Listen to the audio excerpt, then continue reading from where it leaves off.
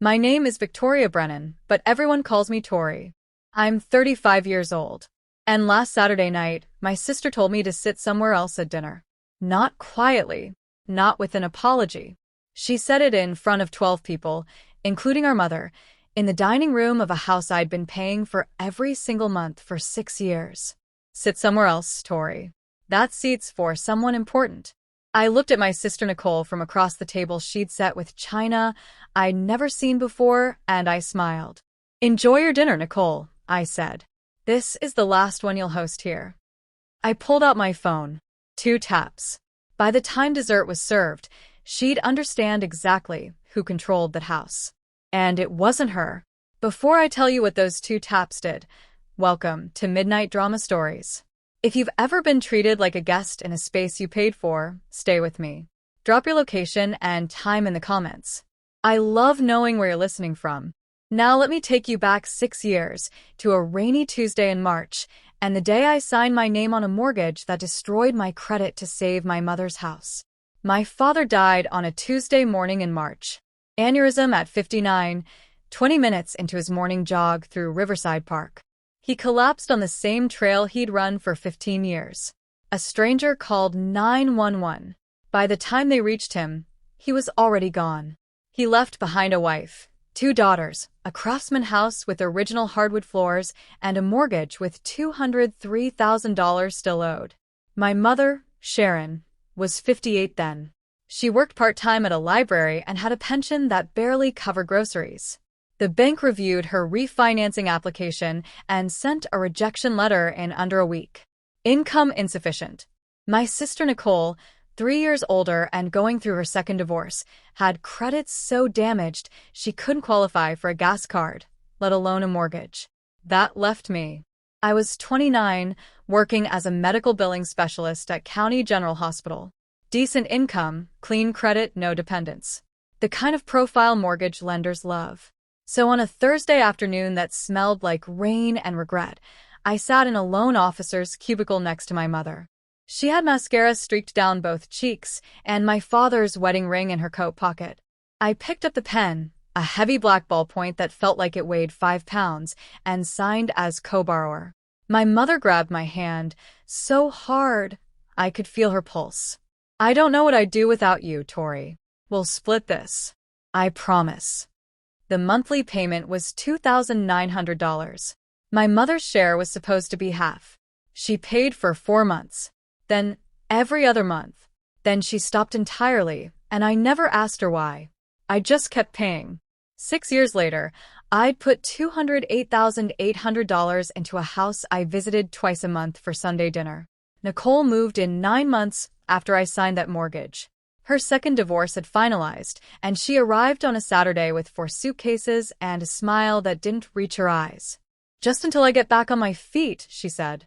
Maybe 3 months. 3 months became 6. 6 became a year. By year 2, Nicole had redecorated the living room, claimed the master bedroom, and started hosting what she called intimate gatherings every Friday night. Wine. Cheese. 10 to 15 people I'd never met, laughing in a house I was hemorrhaging money to maintain. I brought it up once. Mom, maybe Nicole could contribute something toward the mortgage since she's living here full-time. My mother looked at me like I'd suggested setting the house on fire. Your sister is recovering from a traumatic divorce, Tori. She needs our support, not our judgment. Nicole was in the next room. She heard every word. She never said thank you. She never said anything at all. Let me tell you what $2,900 a month looks like when you make $54,000 a year. It looks like a 1-bedroom apartment in a building where the elevator breaks every other week. It looks like a 2009 Corolla with 187,000 miles and a passenger door that won't lock. It looks like meal prepping on Sundays because eating out isn't a choice anymore, it's a fantasy. After taxes, I took home about $3,400 a month. The mortgage was $2,900. You see the math. I picked up weekend shifts transcribing medical records from home, 8 hours on Saturdays, 6 on Sundays, typing diagnoses and procedure codes until my wrists ached and my vision blurred. I did this for 6 years. My sister hosted wine parties. My coworker Lisa noticed before anyone else did. Lisa was a hospital administrator, 42, with sharp eyes and sharper instincts. She'd watched me bring the same turkey sandwich to work for 3 years. One afternoon, she set a coffee on my desk. Not from the break room. From the cafe across the street. "You never buy coffee," she said. "I make it at home. You drink microwaved water with the same tea bag twice, Tori. I've seen you." I didn't answer. "How much?" she asked. And because Lisa was Lisa, because she asked it like she was asking about the weather, no pity, no performance, I told her. $2,900 a month. For my mother's house. She stared at me. "You're paying almost $3,000 a month for a house you don't live in while your sister throws parties. She's going through a hard time." Lisa picked up her coffee, took a long sip, and set it back down. "Tori, everyone's going through a hard time. Your sister's going through your bank account." She walked away. That sentence stayed. What happened next changed everything. 2 months ago, I stopped by the house on a Wednesday to drop off my mother's medication. Sharon was at physical therapy for her knee. Nicole's car was in the driveway, but the house felt empty. I left the pills on the kitchen counter and turned to leave. That's when I saw the envelope. It was sitting next to the coffee maker. A Venmo receipt, addressed to Nicole Brennan. The amount was printed clearly through the cellophane window, $850. The note said, "March room fee K, TORI'S." I stopped breathing. Room fee. I walked upstairs. The guest bedroom, my old bedroom, the one with the window seat where I used to read, had a new keyed lock on the door. And outside that door sat a pair of work boots, size 10. That didn't belong to Nicole. She was renting out my childhood bedroom. In the house I was paying $2,900 a month to keep standing. And pocketing every cent. I pulled out my phone and took 4 photos. The envelope. The lock. The boots. A close-up of the Venmo statement. Then I walked out of that house and called Lisa. We met at the bench outside the hospital the next day. I showed her the photos. She scrolled through each one without speaking. Then she handed my phone back. "She's charging rent. In your house. While you eat ramen. Technically, it's my mother's house. You've paid over $200,000 into it. That's not technically anything. That's theft." She pulled a business card from her wallet. "This is my cousin. Real estate attorney. Call him today." I met Robert Hayes 2 days later. His office was small, neat, and smelled like leather and old books. I brought 6 years of bank statements, the co-borrower agreement, the property deed, and the photos from Nicole's rental income. Robert reviewed everything with reading glasses perched on his nose and a pen that cost more than my car payment. "You've paid 100% of the mortgage for 6 years," he said. Not a question. "Yes." "You don't live there." No. "And your sister has been subletting a room without your knowledge or consent." "Correct." Robert took off his glasses. "Ms. Brennan, you have an exceptionally strong case for equitable interest. South Carolina recognizes that a co-borrower who makes all payments can claim ownership stake even without being on the deed. I can file a petition action. The court will force a sale and you'll receive your share of the equity." "How long does that take?" 60 to 90 days, once filed. But I'd recommend starting with a demand letter. Give your mother 30 days to refinance without you. When she can't, we proceed to partition. I thought about Nicole's wine parties. The imported cheese. The designer handbag I'd seen on her Instagram last week. How fast can we move? Robert almost smiled. How fast do you want to? Before Saturday. My sister's hosting a dinner party. I want the paperwork filed before she pours the first glass of wine. Consider it done. I spent the next 3 days preparing. Robert filed the petition action on Thursday morning. The court accepted it. By Friday afternoon, the legal notice had been served to my mother's address via courier. Sharon called me 7 times. I didn't answer. Nicole called twice. I let both go to voicemail. Saturday was my sister's spring soiree, as she'd called it in the family group chat. 12 guests. Catered appetizers. A bartender she'd hired from somewhere. I arrived at 6 p.m. exactly. The house looked different. String lights on the porch. Vases of fresh flowers on every surface. Nicole had rented furniture, real furniture, the kind that costs money. My money. She greeted me at the door in a dress that probably cost more than my monthly car insurance. Oh, Tori. I didn't think you'd actually come. Wouldn't miss it. The dining table was set for 12. Nicole had put me at the far end, near the kitchen door, the spot where the draft from the old window made your neck cold. I stood behind my chair. Nicole was at the head, naturally in my father's seat. Our mother sat to her right, looking smaller than I remembered. We made it through appetizers. Through the first course. I smiled. I nodded. I played the part I'd been playing for 6 years, the grateful younger sister, the invisible ATM, the woman who kept the lights on while someone else enjoyed the view.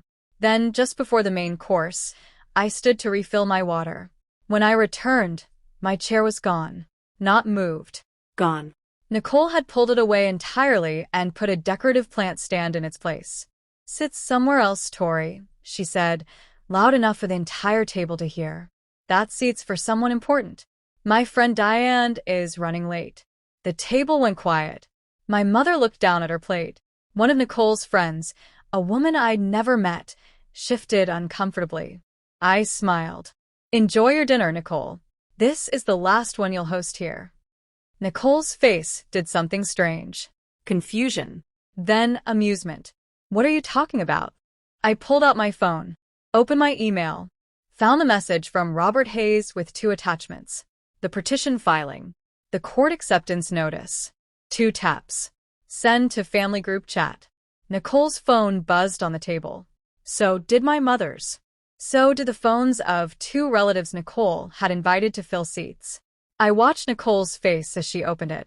Watched the confusion become recognition. Watched recognition become something colder. What is this? Her voice was different now. Smaller. That's a court-ordered petition action. Filed Thursday. Accepted Friday. The house sells in 60 days, and I receive my equitable share. Roughly $112,000 based on what I've paid versus the remaining equity. My mother's hand went to her mouth. Tori, you can't. I already did. The courier delivered notice yesterday. You have 30 days to refinance the mortgage without me. If you can't, which we both know you can't, the court orders the sale. You'll get your share. I'll get mine. And Nicole, I looked at my sister, still frozen with her phone in her hand. You'll need to find somewhere else to host your parties. One of Nicole's guests stood up. I think I should go. Another followed.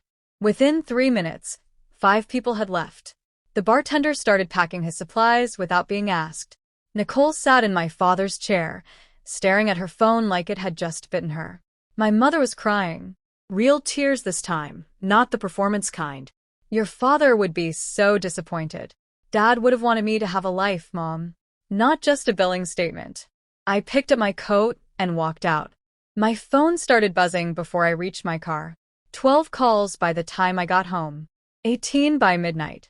I turned it off and slept better than I had in 6 years. The house sold in September. A young family with twins and a dog. They loved the hardwood floors. They loved the porch. They had no idea about the people who'd lived there before, and they didn't need to. My share of the equity was $114,300. I used it as a down payment on a small condo with a view of actual trees instead of a parking lot. My mother took her share and moved into a senior community near my aunt. Smaller, quieter, affordable. Nicole found an apartment across town. No parties.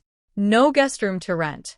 Just her and the consequences she'd spent 6 years avoiding. She called once, 3 weeks after the sale.